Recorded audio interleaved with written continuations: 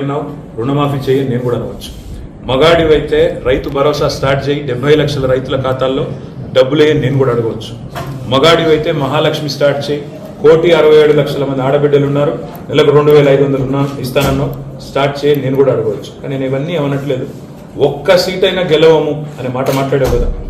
నీకు నిజంగానే దమ్ముంటే రేవంత్ రెడ్డి గారు, నేను సవాల్ చేస్తా ఉన్నా, నేను నా సిరిసిల్ల ఎమ్మెల్యే పదవికి రాజీనామా చేసి వస్తా. నువ్వు నీ ముఖ్యమంత్రి పదవికి, కొడంగల్ ఎమ్మెల్యే పదవికి రాజీనామా చేసిరా. నీ సిట్టింగ్ సీటు మల్కాజ్గిరిలో ఇద్దరం కొట్లాడదాం. ఆ ఒక్క సీట్లోనే తేల్చుకుందాం. ఈ రాష్ట్రం అంతా అతలాకుతలం చేయాల్సిన అవసరం లేదు. ఆ ఒక్క సీట్లోనే నేను వస్తాను మా పార్టీ తరఫున, నీ తరఫున నూరా, నీ కాంగ్రెస్ పార్టీ తరఫున. అక్కడ తప్పకుండా తేల్చుకుందాం. ఎందుకంటే ఒక్క సీటు గెలవను అని మాట్లాడుతున్నాం. మరి నీ మల్కాజ్గిరి పార్లమెంట్ సీట్లో అసలు ఎన్ని ఎమ్మెల్యేలు గెలిచింది కాంగ్రెస్ పార్టీ? గుండు సున్నా. ఎంతమంది కార్పొరేటర్లు గెలిచారు నీ మల్కాజ్గిరి పార్లమెంట్ పరిధిలో?